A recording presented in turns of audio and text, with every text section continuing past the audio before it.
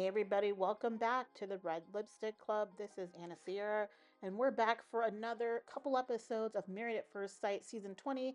I'm going to be covering episodes 17 and 18. I know I'm a little late to the party because I spent my time over at Auntie's Advice reviewing the show right on her page live. If you want to join us live, ask questions, interact, join us on Auntie's Advice channel. We have had a great time over there. But of course, I have to give you the deets on what I saw in episodes 17 and 18 before the finale this evening. Hopefully you're going to be tuning in. I'm curious to know, who do you think is going to make it? Who do you think is going to get married? Who do you think is going to walk away? Leave it in the comments below. Without further ado, let's start with episode 17. And I feel like it's best just to put these two episodes together because they kind of overlap each other, kind of like 16 did. But there isn't, if I separate them, I won't have enough information for both, all the couples. So let's just put them together. We'll start with Felipe and Tori, cover them for episodes 17 and 18. So in episode 17, starting out, Felipe and Tori are basically dealing with the aftermath of the breakup. And there's clearly tension. I think for most of us, when we looked at that situation, we were happy that Tori was looking to step away. So the fact that she even gave him an in to have a conversation and talk and make up just felt very pointless to me. But of course, she was weak and she let him in and had the conversation with him. And they ended up making up before leaving the retreat. Obviously, we think that everything everybody was saying about Felipe is actually true. None of it's false, which is why he thought it was a fun game, a joke, a kiki, because that's how he's used to living. So I still don't believe this man. I still believe that he has no good intention and this is all fraud and he has no business being on this show. I feel like if he had any care for her in the world, he would have never said the things he said in front of her, and especially said in front of everybody that were technically strangers in the experience. Moving on to episode 18, Felipe meets his bestie and his mom to talk about his relationship. You can tell that his mom really wants him to get married. She likes Tori. She thinks she would have been a great option for him. And I think it's because she sees the emotional and just overall maturity in Tori and knows that her son needs that. And frankly, Tori's looking at this, I don't want to raise a boy. And if she stays with Felipe, she will be raising a boy. He is not a man. He is not ready. I don't care what his mom says. I don't care what the friend says. They make excuses for him. They say, well, we know you. So, we're familiar with this. But I think that's the problem, is you guys have kind of let him get away with this behavior for so long, to the point where he thinks it's okay. And he never had to grow up. He's like Peter Pan syndrome. And that's obviously not a good recipe for if you're looking to get married. They end up having a conversation in the bed talking about their future, and he pulls out a wedding album again. Here he is with the love bombing, which he does so well, making her think he's really bought in and cares, and he in fact is not. So I just feel like these are just like she thought he was being emotionally manipulative. I believe she was actually probably pretty factual on that. And I think we'll see that kind of come out down the line, because I just don't believe him. I don't think he has good intentions. I don't see why a man like him that couldn't be bothered to show up on time for the initial interview is actually really here for marriage. And I'm also starting to hear a lot of the people use the word experiment way more this season than I've ever heard before, and not in a good way. I think they think they're on Love is Blind, because that's Love is Blind terminology. When you go to Married at First Sight, typically they are married right away. They actually have to get divorced.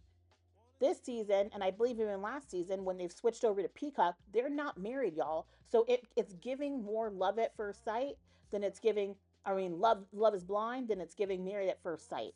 And that's the issue. The buy-in is not the same. And I think I'm disappointed because I've been watching Love is Blind UK, and it's significantly better than the US version.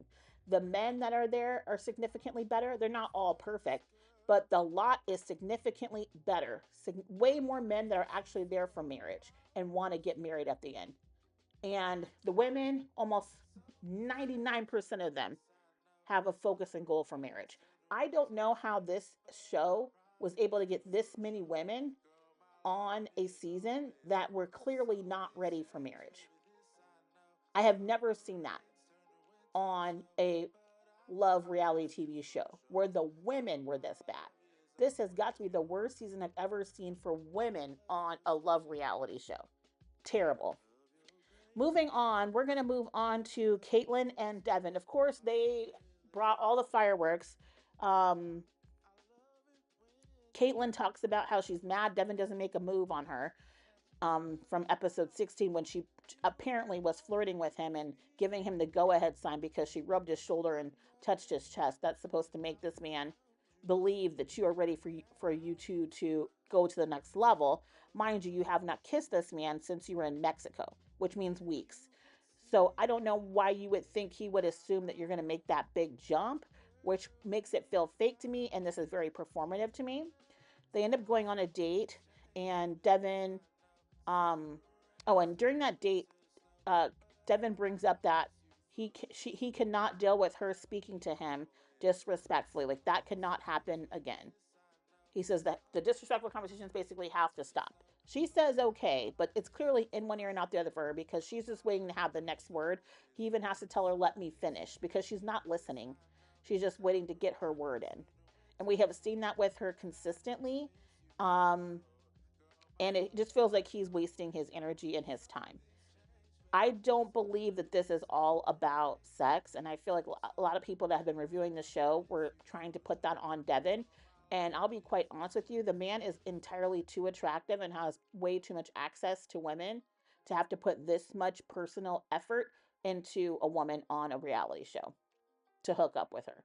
I don't think the man has a problem finding women that want to hook up with him. I feel like that's pretty clear.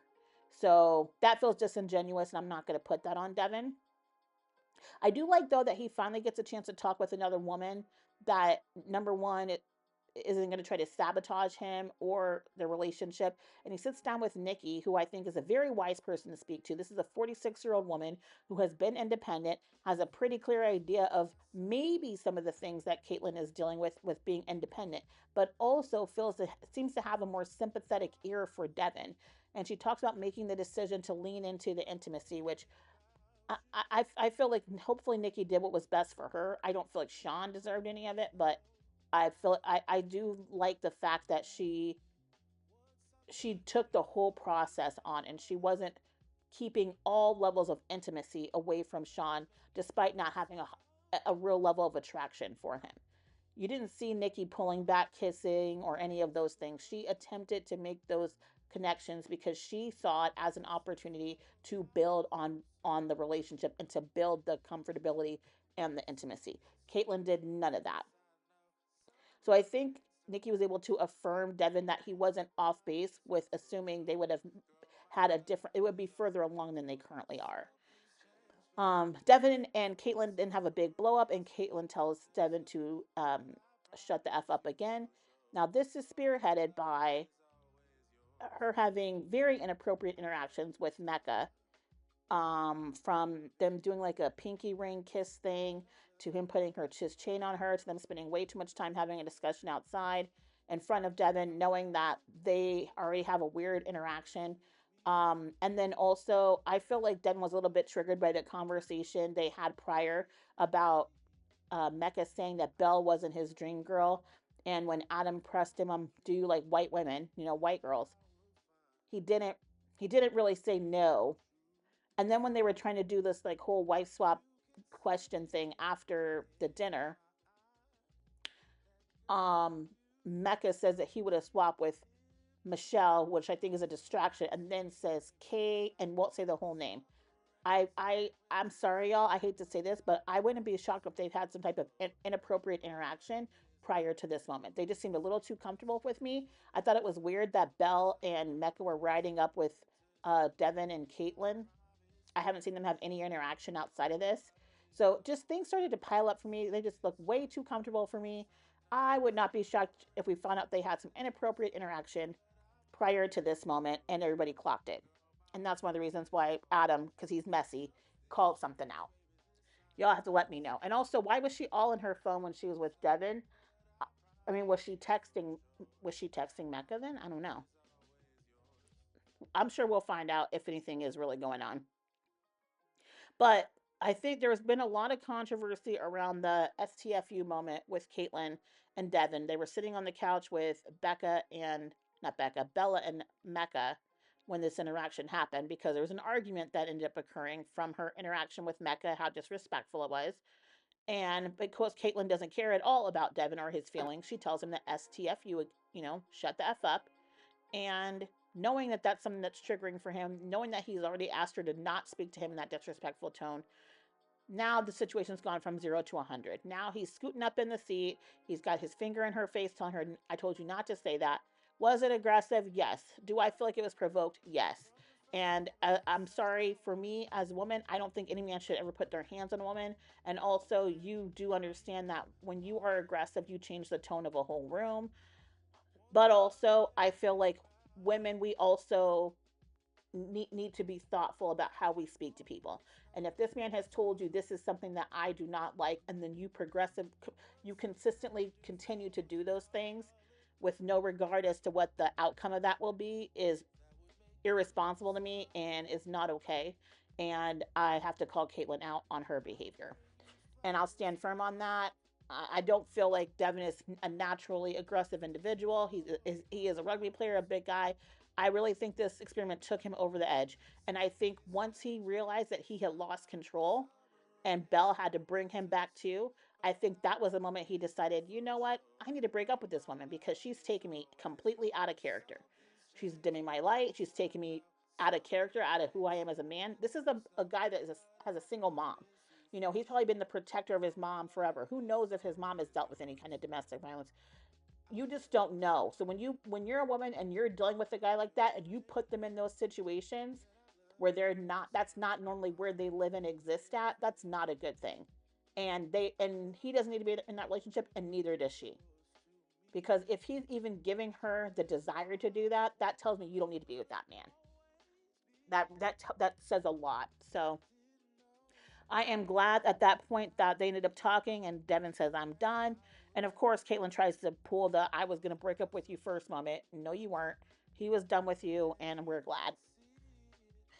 Obviously, they're not in episode 18 because they're done. So we get to move on from Devin and Caitlyn finally. Moving on to Mecca and Belle. So in episode 17, they end up going on a wine tasting date where Mecca, in my opinion, continuously acts unserious. And Belle tells Mecca that she told the girls about the "you weren't that pretty enough for me" comment, and he tries to take responsibility and not. He basically says, "Oh, I'm sure that they thought it was terrible, or I'm sure they roasted me for it, cooked me for it, whatever these terrible words that they're using are." But he never takes just full accountability and just stops the behavior. He'll say that was terrible and then continue the bad behavior. And she laughs through the uncomfortable moment and makes an odd statement to him, saying, "We won't be a 10 to everybody." And he responds that that girl loves to protect her man. And it just shows how, as black women, we do this quite a bit. We'll protect some black men at any cost because we know what it feels like to be under attack against the world. We know especially what it feels like.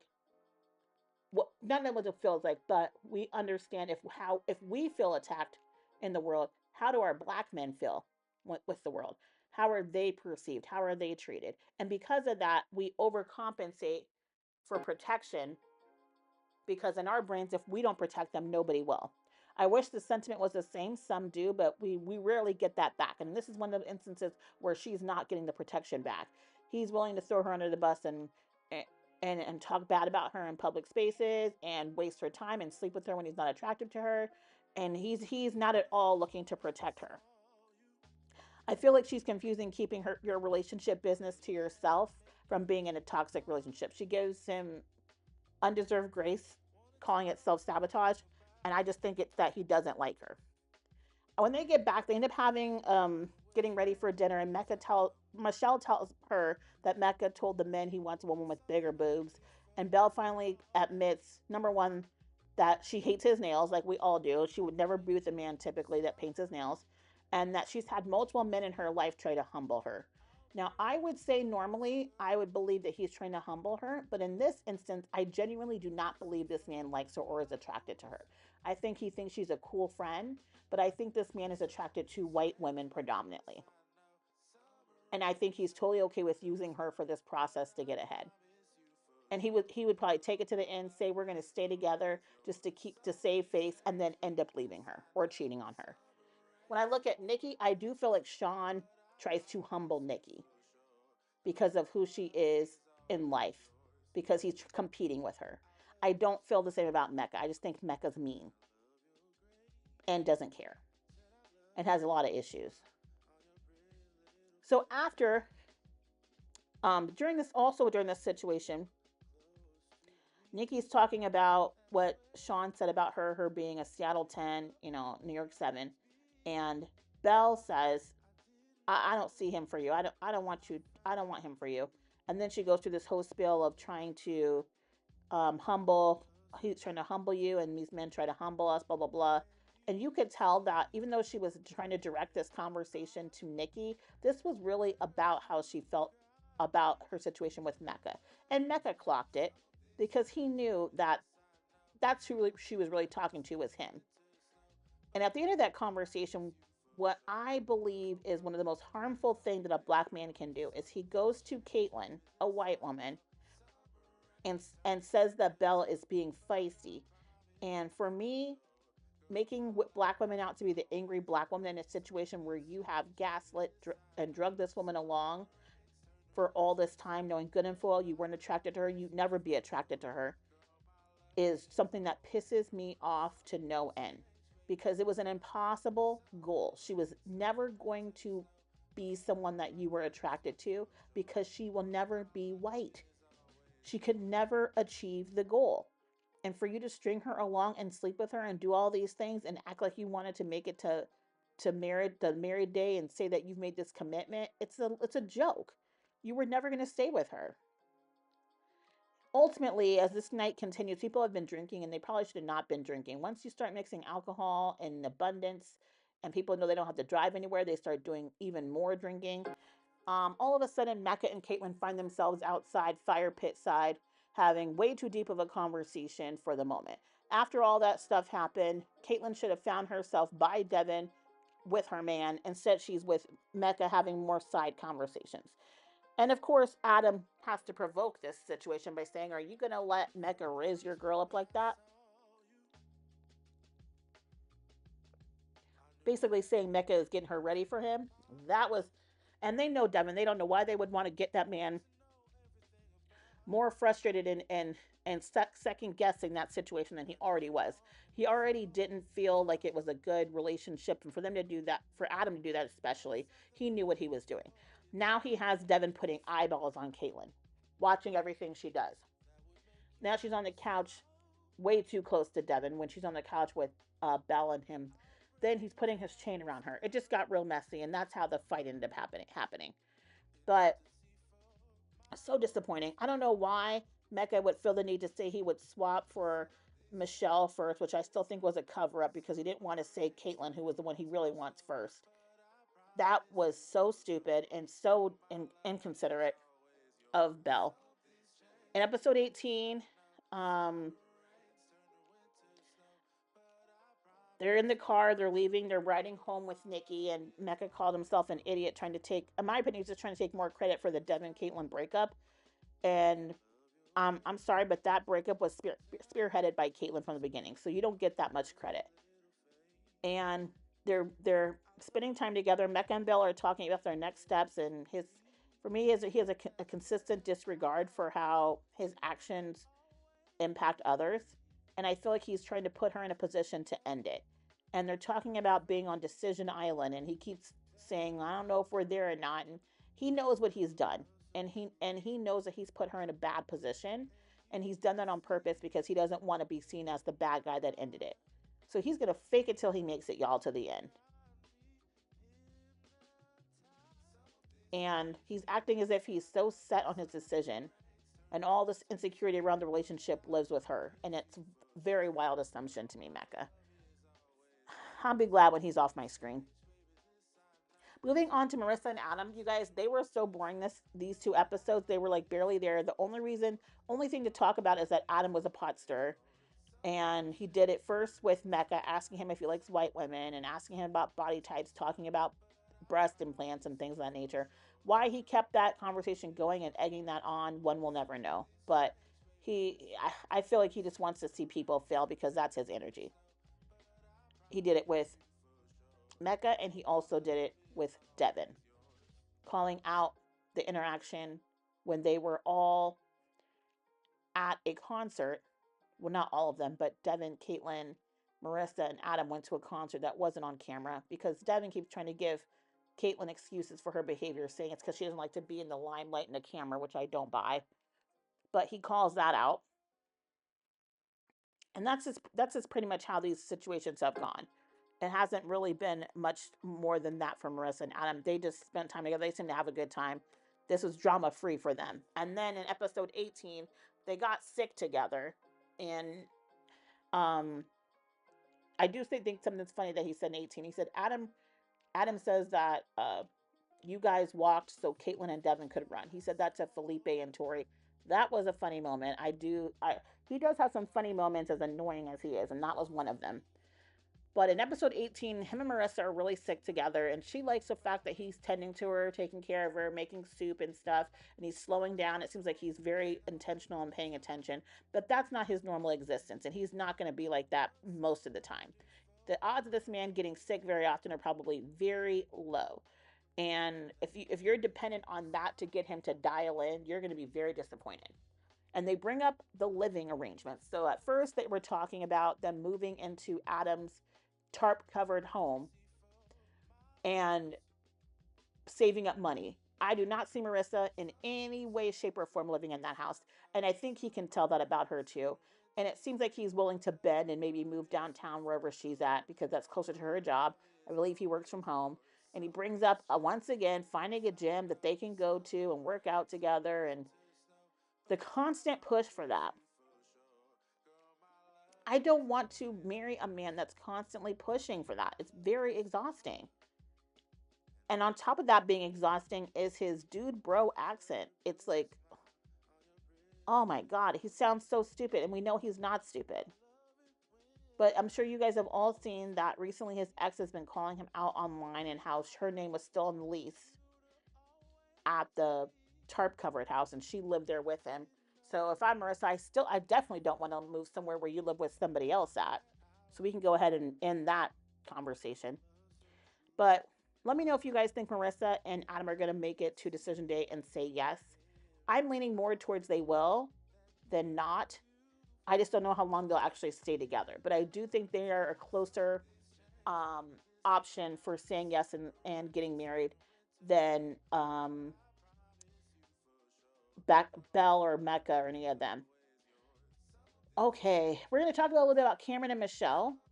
All they did at the reception, not reception, but at the retreat, was gossip and get in other people's business and spread gossip. The end. That's literally what Cameron and Michelle did. Sit on their high horse and gossip about other people. When they got to episode 18, Cameron plans a date for her. That's nice.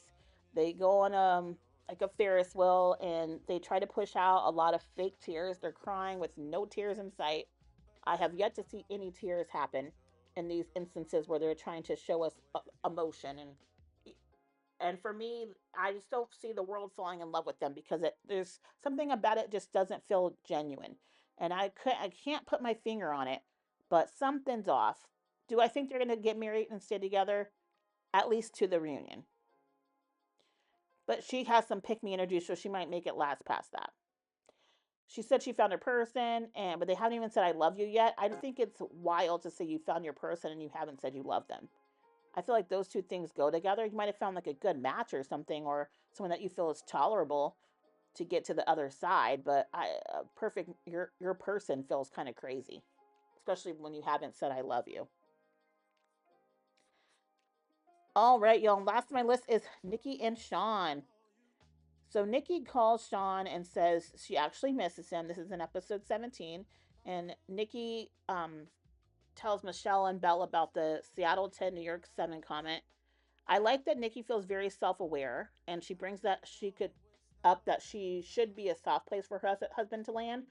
But will she have to be constantly catering to him to be a kind husband? And I definitely understand that where she doesn't kind of let him get away with the petty, comebacks and the backhanded compliments, that he will just not be a kind person. He's not generally a kind person. He's significantly more petty. And we will find out in episode 18 just how petty he actually is.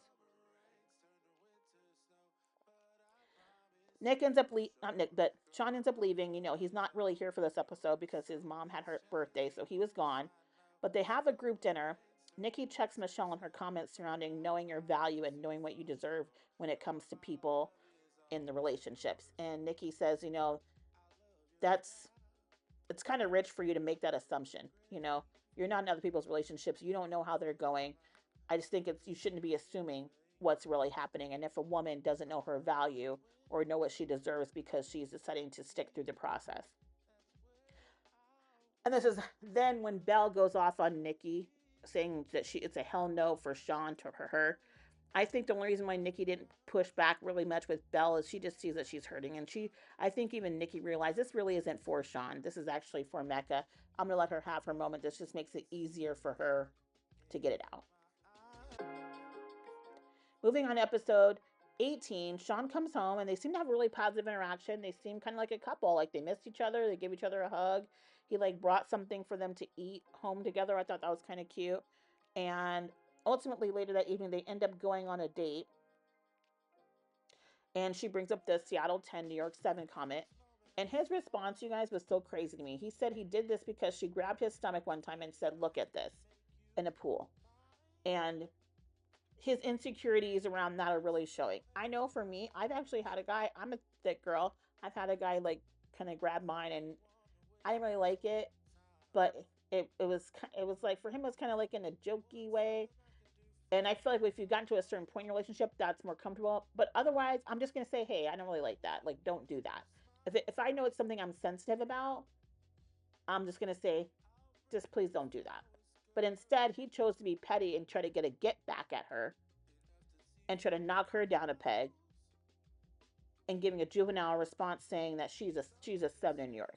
Nikki's a 10 anywhere, so cut it out. Just stop the madness. I felt she handled that well, and she could have went off and she didn't, and I think he's a jerk. And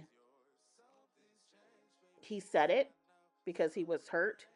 That's what he said, but I feel like he's very tit for tat, and that's really not marriage material to do something like that. Also, in this episode, he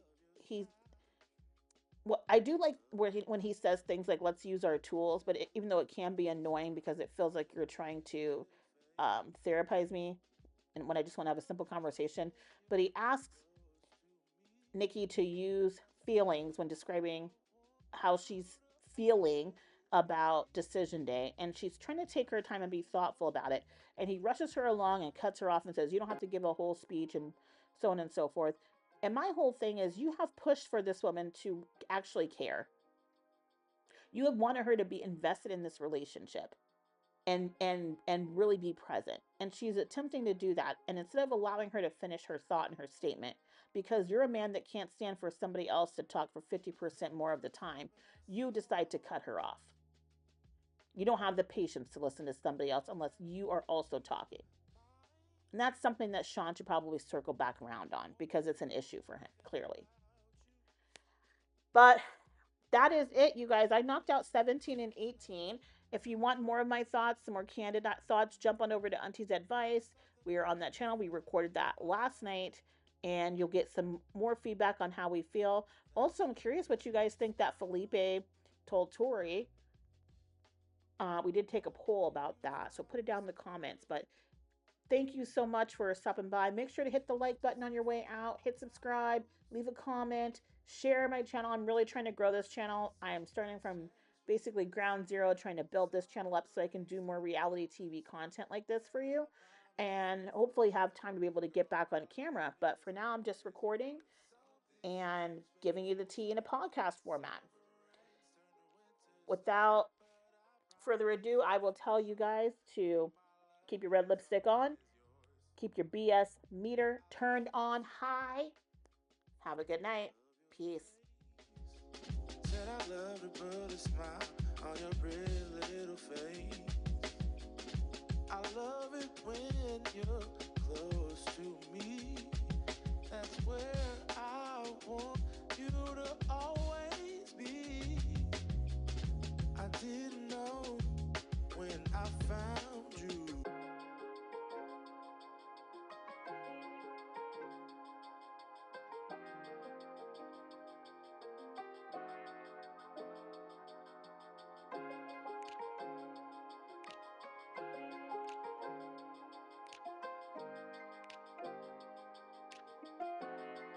From the first moment I saw you, I knew I had to make you mine. Wanted to know everything about you. I didn't want to waste no time. What's something I can do for you, darling, that would make you smile? I'll bring you flowers, girl, enough to see for miles. Something's changed, baby, this I know. Summer rains turn to winter snow, but I promise you for sure, girl, my love is always yours. Something's changed, baby, this I know. Summer rains turn to winter snow, but I promise you for sure, girl, my love is always yours. I love your style,